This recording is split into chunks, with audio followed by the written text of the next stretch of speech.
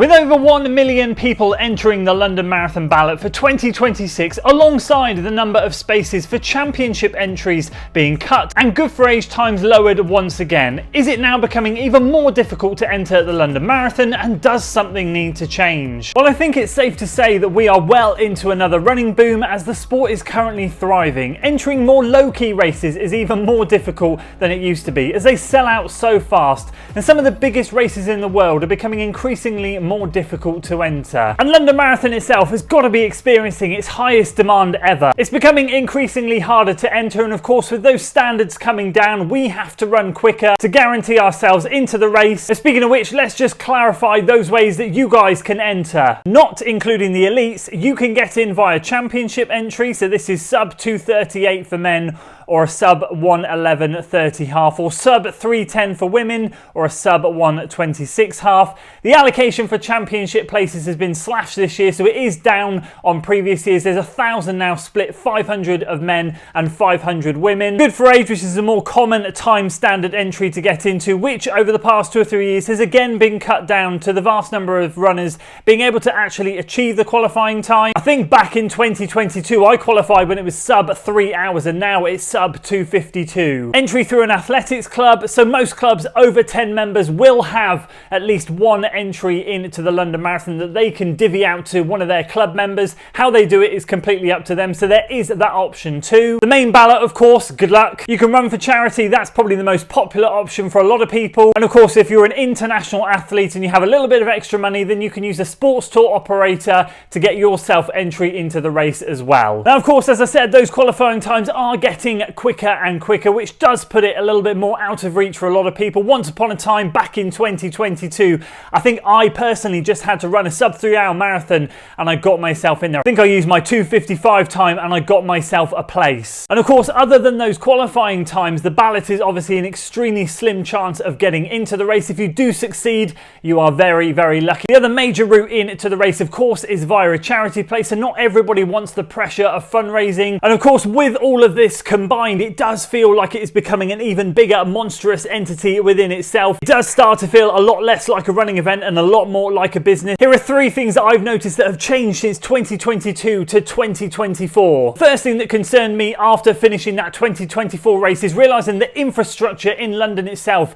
is just not there to handle the volume of runners. In 2022, it had just over 40,000 finishers, I believe. In 2024, when I ran it, it had 53,000 or over that number.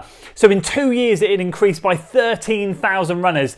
And this year just gone, we are now bumped up to 56,000 finishers. In 2022, my wife was able to get crowd space along some of the route to be able to cheer me on. I was quite easy to see here. I know this is not necessarily a structural issue with the marathon itself, but it really highlighted to me how easy it was for me to spot her and for her to navigate around. The last time out in 2024, she really struggled to get in there, and I noticed the depth of crowd. Obviously, from a running perspective, is great to have so many people cheering, but it was really hard to pick her out, and that was even more apparent at the end of the race when we were trying to get out of London and navigate the tubes. Numerous tube stations were shut, as a lot of them usually are. So of course what that meant was more people were trying to get on the limited tubes that were available, and we ended up having to wait around quite a long time to be able to just get out of London. It felt at that time the city came to a standstill, completely different to 2 years before, and it honestly felt like absolute chaos. The second thing I want to highlight, and this is much more of a personal thing, so I appreciate some of you will agree or disagree with me on this one, but it definitely feels even more so now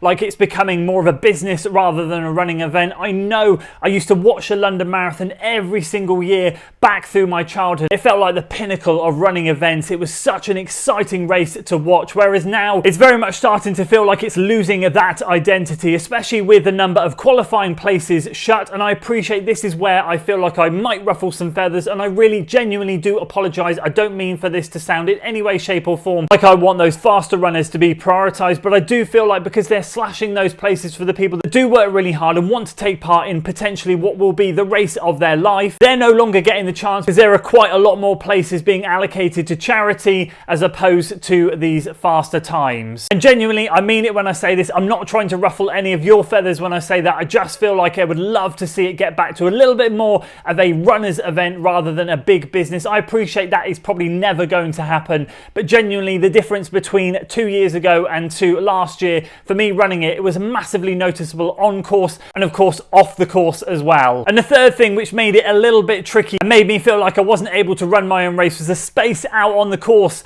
was getting less and less, and I think something really does need to be done about this. Now there will be some of you out there that completely disagree with me on this one as well, and this does not matter about how fast or how slow you run. What I felt like when we were out on the course is just sardines in a tin. Again, 2 years prior I got to Tower Bridge and things had really opened up. There was a lot more space and it felt like you could really run your own race. The last time I did it in 2024, right from start to finish, it felt like you were stopping and starting depending on how many runners were around you. There were brief periods along there where you kind of scoot round the outside and just break away for a little bit of freedom, but that definitely didn't last for long, and throughout the whole race it just felt like you were continually boxed in. Now some people will appreciate this feeling, which is why I 100% understand that not everyone will agree with me. Some people love to run from start to finish with other runners, go out there, have a good time, but I think for those of you, if you're challenging yourself potentially or you're looking to get the most out of yourself and go there and just do your training that you have done justice, it's becoming more and more tricky to do that out on the London Marathon course. So if we go back to that question, what do they need to change? Do they need to change, or do they just need to keep growing as it is? Well, I think the couple of points that I've mentioned with regards to space out on the course and it feeling a little bit more like a business rather than a runner's event, there's not too much I think that's going to change from that regard. I think the more entrants that they accept,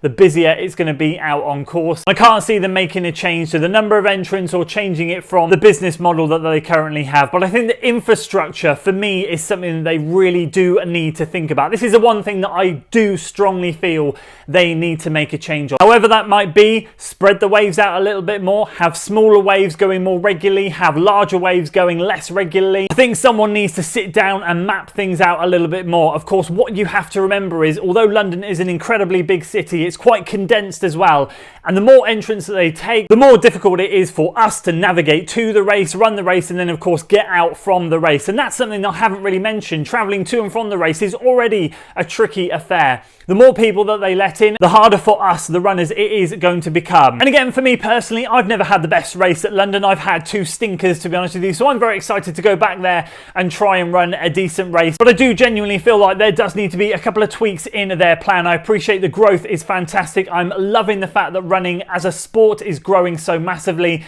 and I appreciate that London Marathon is taking full advantage of that. I absolutely encourage them to do so, but I think with the expansion that they're seeing, they have got to put plans in place for future, whether it doesn't happen next year, whether it's 2027 onwards, who knows. Either way, I genuinely think something has to change. And that's why I asked you guys at the start of this video to chip in with your opinions as well, especially the class of 2025. You Guinness World Record holders for being part of the biggest marathon in the world. I mean, that is absolutely incredible, and I hope a lot of you have claimed your Guinness World Record certificates. But either way, I'd genuinely love to know. Obviously, it's busier than when I did it in 24. How did you find it out there? First of all, how was the transport there? How was the race itself? How did you find navigating away from the race? And what do you feel potentially that London Marathon need to change? So there we go. Those are my thoughts on the London Marathon. Can't wait to read all of your comments down below. And speaking of fast growth, if you're interested in hearing my thoughts on Strava, some of their weak points at the moment and some of the things that I think they might need to change, do check out this video out here